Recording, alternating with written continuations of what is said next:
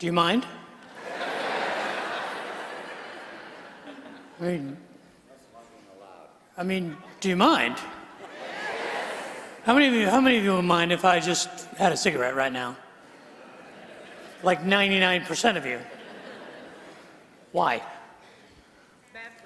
Bad, yeah, okay, it's, the overwhelming evidence says this is bad, these little cancer sticks, yeah.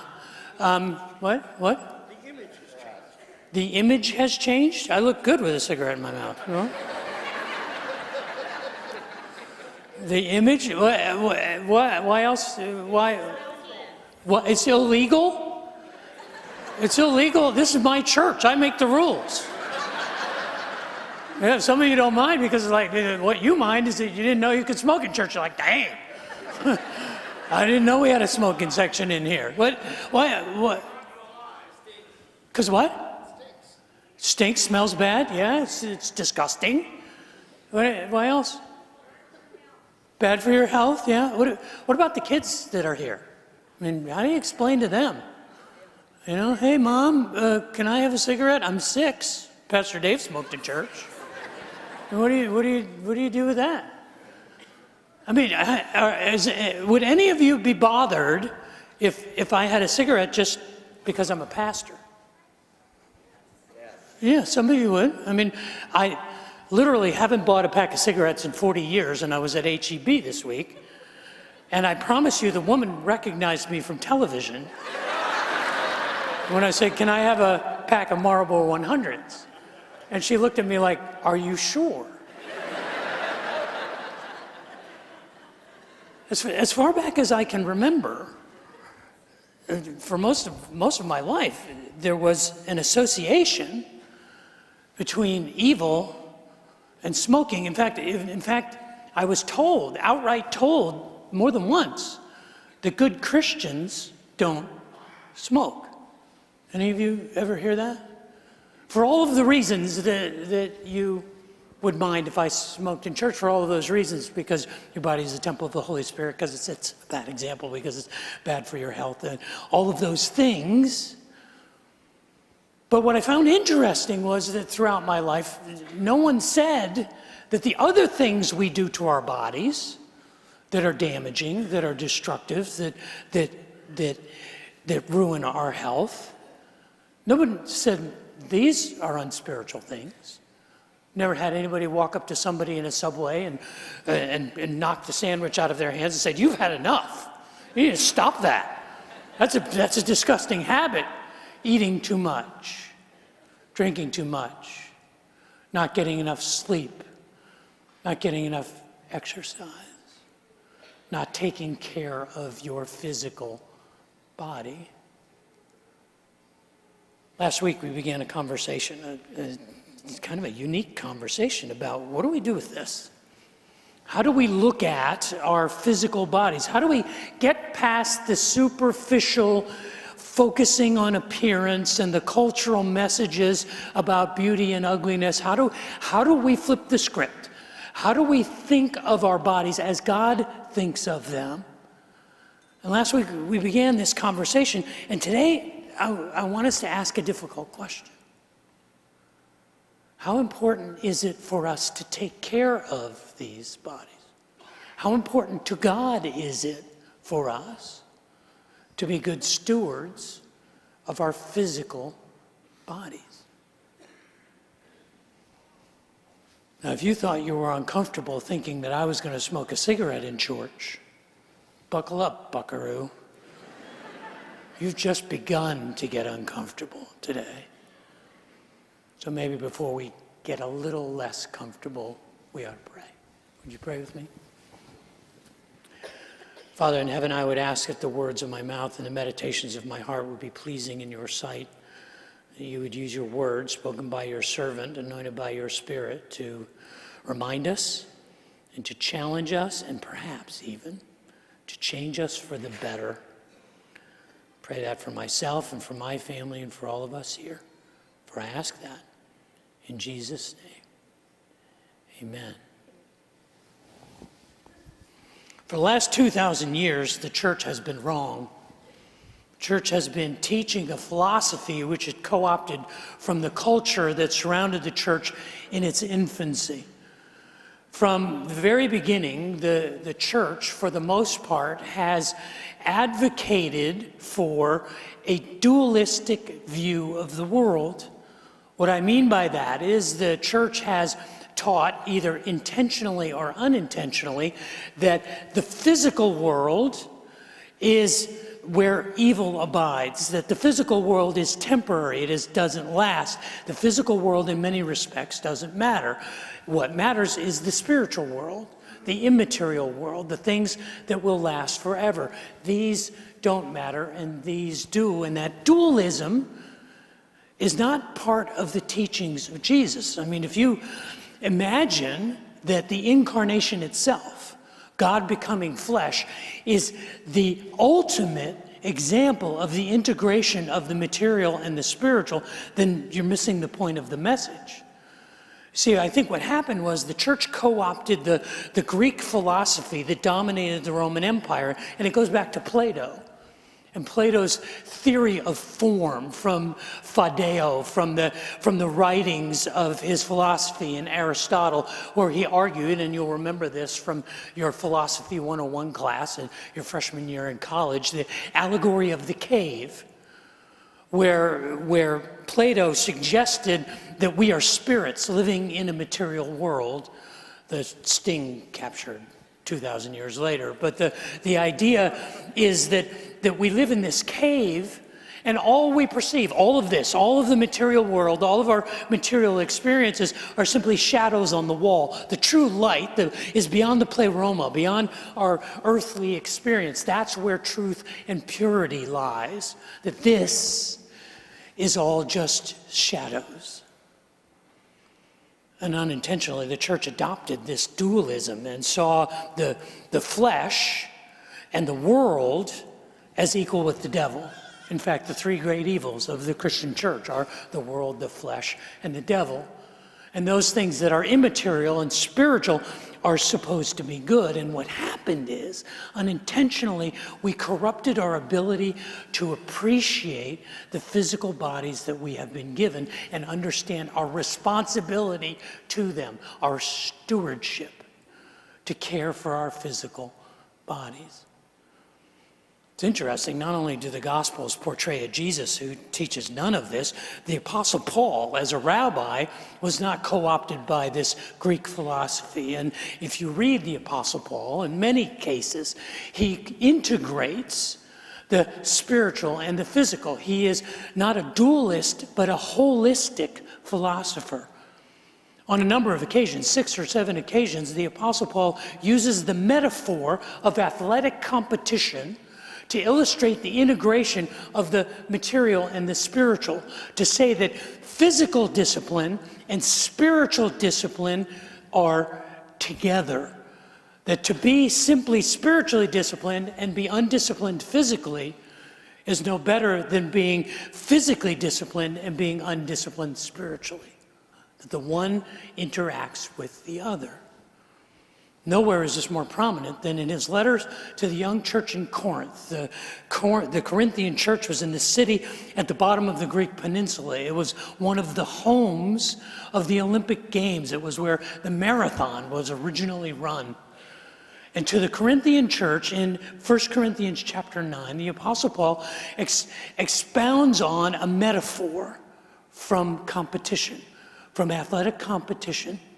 He says in 1 Corinthians chapter 9, verse 24, don't you all know, it's a rhetorical question, we all know that in a race, everyone who is running in the race is running. All the runners run in the race, but only one wins the race. There can only be one winner. And then he throws down the gauntlet and he says, run in such a way that you might get the prize. He goes on to say that everyone who competes in the game goes into strict training. And they do it to get a prize, to get a crown, to get a trophy, to get a victory that will fade. It will not last. But we are running a race. We are competing. We are striving to gain a crown, to gain a victory that will last forever. And he says, therefore, Do not run like someone who runs aimlessly with no purpose, without conviction. I'm not like a boxer that just shadow boxes, that beats aimlessly or vaguely in the air. No. I punish my body. I strike a blow to my body, and I make it my slave, so that after I have preached to others, I might not be disqualified from the prize. What Paul is doing in this metaphor of the Olympic contests, of the physical competition, is he's saying that the spiritual and the material are connected, that spiritual discipline and physical discipline go hand in hand. That in order for us to be truly healthy individuals, in order for us to see ourselves as God sees us, He doesn't see us simply as material beings that are locked away in a physical shell. He sees us as people with both spiritual and physical resources and responsibilities. That we have a responsibility to care for our spiritual health as well as our physical health.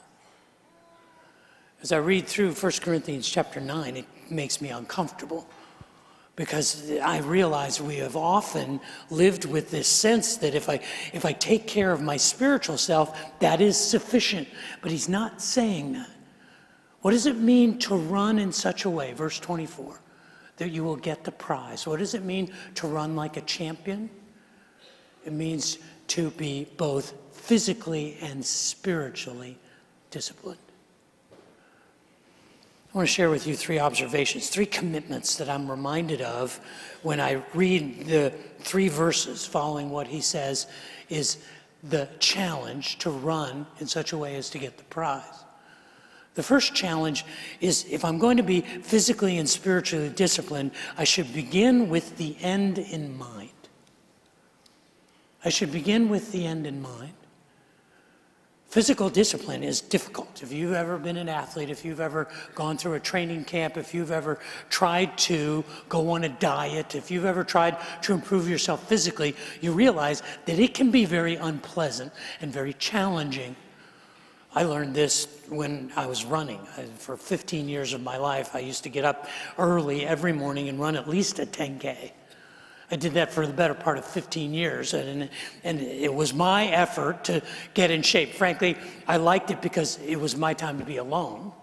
Much of my life was spent with people, and so spending a couple hours every morning by myself getting ready to run and running and recovering from my run was something that I enjoyed. But I have to tell you, it was never fun. Even 15 years in, you would think, well, you get used to it. No, if somebody said, do you like running? I would go, no, it's terrible. Running is awful. It is the worst exercise a person can do.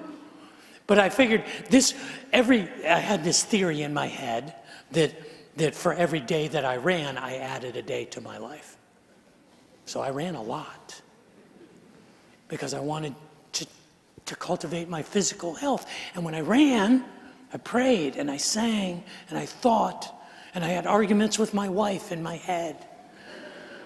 And I got some of the anger at my congregation members out while I was running. It was a very healthy spiritual experience, but it was never easy. What does Paul say in 1 Corinthians 9:25? He says, we know that everyone who competes in the games, he literally says, everyone who struggles, everyone who strives in life makes choices for deliberate abstinence. Everyone who competes in the games subjects themselves to strict discipline. And while that's true physically, it's also true spiritually. I think we have this idea that developing our souls should be fun, should be easy, and there's parts of it that should be easy. Should be easy to rest in God's love. It should be easy to grow in my appreciation and my experience of the presence of God. But it requires discipline. I mean, if you don't believe me, go out into the streets of Austin and serve the underserved. Especially if you're a person who doesn't like people. But it's that same kind of discipline that you would apply to physical exercise that we should apply to our spiritual exercise, because it's just as important to develop our souls as it is to develop our bodies. And Paul says it should be motivating for us, because those who enter into the games, who go through all of this physical discipline, they do it for a crown that won't last. The word is Stephanos. If your name is Stephen, your name means crown. But in those days, a crown, and perhaps you've seen renditions of it, was made of organic materials, of twigs and grass and leaves and flowers, and it was woven into a crown. So it literally was something that fell apart over time. He says the crown that we are pursuing, the victory we are pursuing, is one that lasts forever. So when it gets hard, when it gets difficult, when you're wondering, should I even press into these serving others or disciplining myself or caring for myself, when it gets hard, remember the end. When I was about to run my second marathon, I was running in Dallas, and the Dallas White Rock Marathon used to end in front of City Hall. And so the last quarter of a mile of the run, you would come around the corner and City Hall would be down the street, and you'd see the finish line, and it was a great part of the run, my favorite part of the run. All you had to do was run 26 miles to get there. And as I was preparing to run the second marathon, and your second marathon is harder than your first marathon because you've already done one and you know how stupid it is. So if you decide to do it again, you need extra motivation. And my motivation was this. I asked my 3 young daughters to wait at the finish line. And every day when I would go out for a long run, I imagined rounding that corner, seeing City Hall, and my daughters breaking through the tape and running with me to the finish. And just the image of that, of finishing the race with them alongside of me, motivated me for months. And that's what happened on that race day. As I rounded the corner, my 3 little girls ran out and ran with me. It was as glorious as I had imagined. When it gets hard, physically and spiritually, in our discipline, begin with the end in mind. Sometimes that means begin again.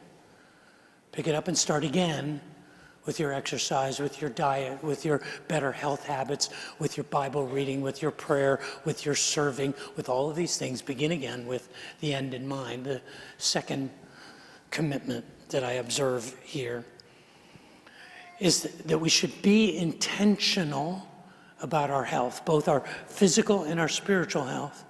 We should be intentional about the things we do and the things we do not do. We know this is true physically. In physical discipline, being intentional, being disciplined, means making choices to do certain things that are hard and to avoid other things. There's no better example of that than one that you will be able to watch today. His name is Tommy, or as everybody in New England calls him, Tommy Brady. Tommy Brady is Wicked Hat. And he's playing in the Super Bowl today. Tom Brady is the quarterback of the New England Patriots, in case you just got here. And he has statistically an incredible record. I mean, he is appearing in his 8th Super Bowl. He's already won 5 of them.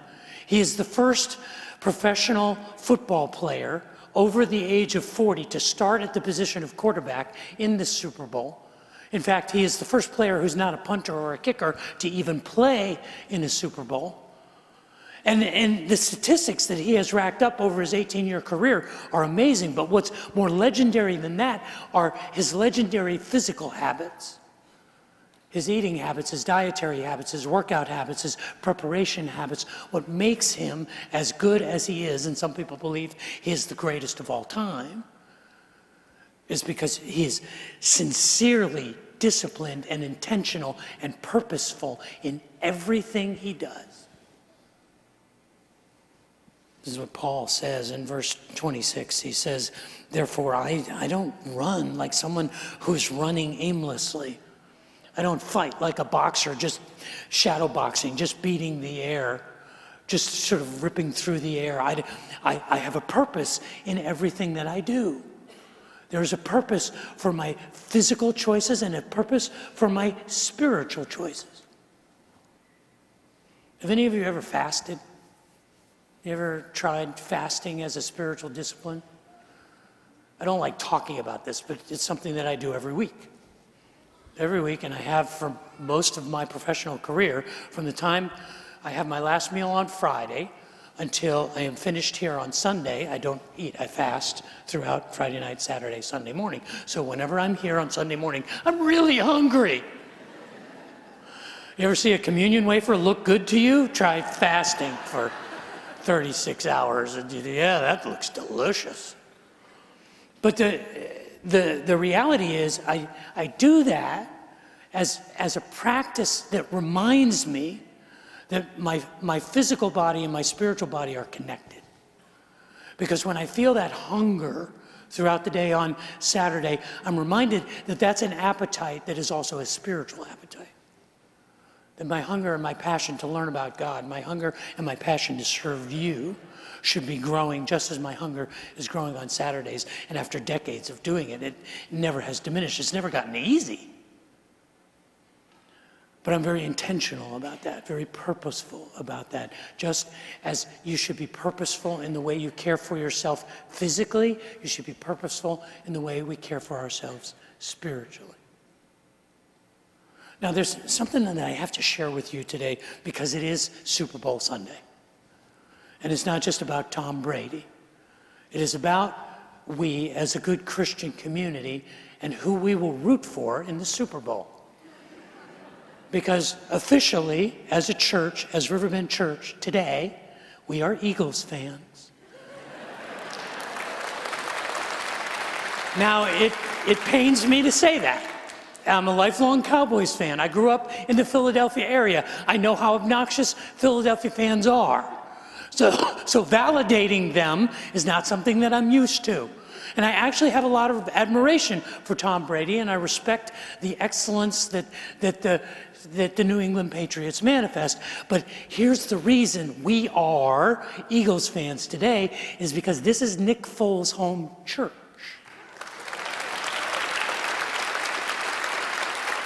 And normally his family is here on a Sunday, but obviously they are worshiping in Minnesota today.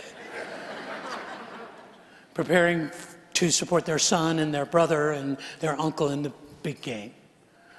So this is kind of a parenthetical addition, just so you know, good Christians are Eagles fans. So, that's not part of the message, that was just in there. Because I thought we should make that clear. The commitments that we make, the commitment to begin with the end in mind, the commitment to be intentional, both physically and spiritually, about our physical and spiritual health. And the third commitment is the commitment to bring benefit to others by our spiritual and our physical discipline. It just doesn't benefit us, it benefits others. The cultural conversation we've been having, it seems like for the last few years, has been a conversation in the extremes about how we treat one another. Recently, the conversations about how we have found ourselves allowing women to be disrespected and abused in our culture. As a father of 3 amazing women, it's like a no duh, of course. Of course, how can we ever accept an idea that it is okay to abuse or to disrespect any woman or any person? How do we get to that place? I have my theories about how we got here. So it's important that we have this cultural conversation, but it's also important that we don't miss the underlying reminder, because I think this is what we have forgotten. And that is that character matters. It doesn't matter what you accomplish if you abuse people in order to accomplish it. It doesn't matter how successful you are if you are corrupt in your character. Character matters. And what Paul is saying in 1 Corinthians chapter 9, verse 27, is he understands that. He understands that character matters. He says, I strike a blow to my body and I make it my slave, so that once I have preached to others, I might not be disqualified from the prize. What is the prize? The prize is the blessing of influence, the prize of serving and building into other people's lives. And he realizes that if his character is compromised, then he's not in a position to be influential, to be of service, to be a blessing to others. And it's important for us to remember that our spiritual and our physical discipline is not just for ourselves, it is for the benefit of others. Unfortunately, over my life, I have observed people who disqualify themselves unintentionally. They disqualify themselves from influence for the purest of motives. I see it in the lives of young moms who lose track of themselves because they're pouring their lives into their children. They lose track of their own physical well-being because they are so preoccupied with raising and protecting their children. I've seen young men pour themselves into their career for the best of intentions, to provide for their families, to make the most of their resources, to be successful. And I've seen them completely abandon any care for themselves, either spiritually or physically. And they've become disqualified because they haven't taken care of themselves. I learned this lesson as a teenager when I was a Boy Scout. I was at summer camp, and I was trying to get my life-saving merit badge. And the life-saving merit badge required that during the week I would go down first thing in the morning to the waterfront, and there would be a group of us who were training to get the life-saving merit badge, and the instructor was going to teach us life-saving techniques, mouth-to-mouth resuscitation, CPR, teach us swimming strokes. And the day came when he was going to teach us about water rescues. And he asked me to jump in. He swam out about 100 yards into the river, the Delaware River, and he was treading water out there. And we had a code word when we were practicing being lifeguards. It was scrambled eggs. And he started to call out scrambled eggs, which meant that he was drowning. So I jump in the water and I swim out to him. And he starts beating on me. He starts hitting me in the face and kicking me in the stomach and pushing me under the water. And pretty much I almost drowned out there with him. He finally lifted me up and said, "Get back on shore." And he gets back, and all of us young scouts gather around him, and he says, "First rule of water rescue: you can't save anybody if you drown. If you go out and you drown, then two people drown." And we disqualify ourselves from the prize that Paul is talking about because we don't make the investment in ourselves, because we don't care for ourselves spiritually or physically for the best of motives. Because we lose ourselves in the needs of others, in serving others. We forget that I'm not helping you if I'm the one who's always needing help. I had a preacher friend who was a mentor of mine, and he's one of my favorite preachers, and he's a large man, and he's always struggled with his weight, and you would know who it is probably if I told you who it was. And one time I was with a group of people and we were in conversation. Someone was bold enough to ask him, "Why don't you take better care of yourself physically?" And he looked at them and he gave them the most sanctified of answers. He said, "Why would I waste time rearranging the deck chairs on the Titanic?" Basically what he was saying is, why would I, as a spiritual man, waste any energy investing in something that is decaying, something that is temporary? Why would I spend my time rearranging the deck chairs on the Titanic? To which the person looked at them and said, "Well, we'd like to have you around for a while." See, this is that dualistic thinking that segregates caring for ourselves physically from caring for ourselves spiritually. But for the Apostle Paul, these two things are fully integrated. He is not a dualistic thinker, he is a holistic thinker. And that's why in 1 Corinthians chapter 9, he decides to invoke, when it comes to our spiritual health, a metaphor of physical health, because they're the same thing for him.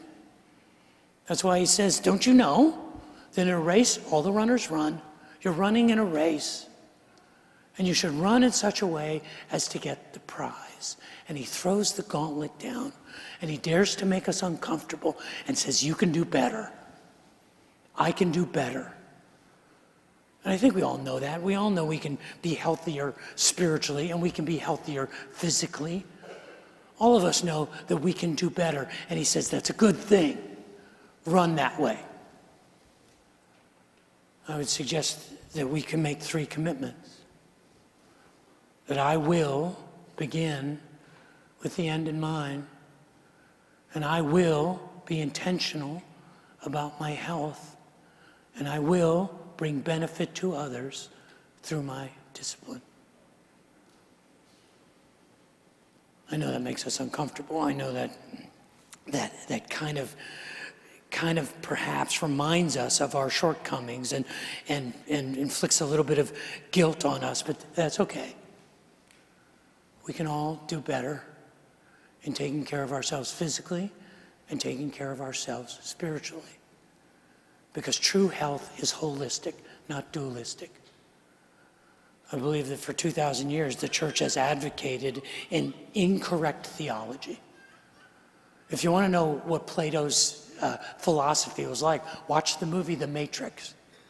It is the best representation of Plato's theory of form and the Phaideo dialogues that I've ever seen. That the material is not real, that outside of this material is where the reality is. This is not what the Bible teaches. The Bible teaches that we are to care for ourselves physically and care for ourselves spiritually. And if we are going to look at ourselves as God does, he doesn't see these bodies as disposable. He sees them as an amazing responsibility, as a stewardship to do the best we can to take care of them. And granted, some of you have been given a lot more than some of us. But all of us have a responsibility to make the most of it. So, would you mind if I kind of lit up, just had a little smoke? I mean, when I was 12 years old, I started smoking because that's what my friends did. And when I was 12, you used to be able to go to a machine and buy cigarettes for $1.50 in quarters. You could put them in. You didn't have to be 18. You could be 12. Buy cigarettes. And from the time I was 12 to the time I was 14, I smoked with my friends.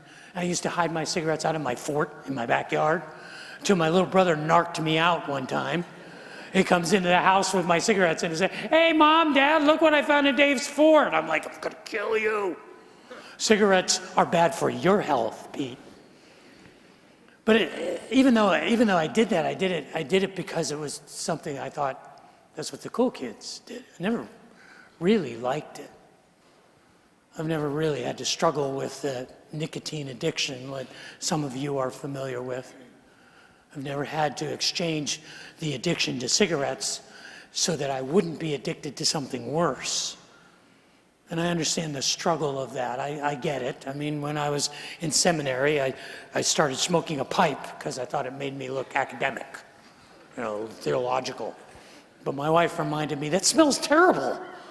I'm not going to come near you when you're smoking. The pipe went out the window. And for full disclosure, I still have some of these. Every other year or so, I'll be out with some guys and we'll be like, let's be real men and pollute the atmosphere. It's one of these. But every time I do that, I enjoy the time I'm having with the guys, with the fellas, but I always ask myself, why did I do that? It tastes terrible. It's like I swallowed an ashtray. And my wife, again, won't come near me for like 3 or 4 days, so cigars are out. But I understand. I understand how hard it is to live a life of both spiritual and physical discipline. But just as we are to marvel at the bodies God has given us, we are to be good stewards of the bodies God has given us.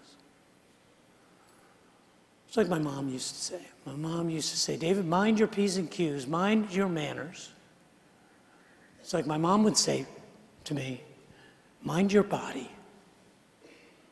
So I would ask you, do you mind?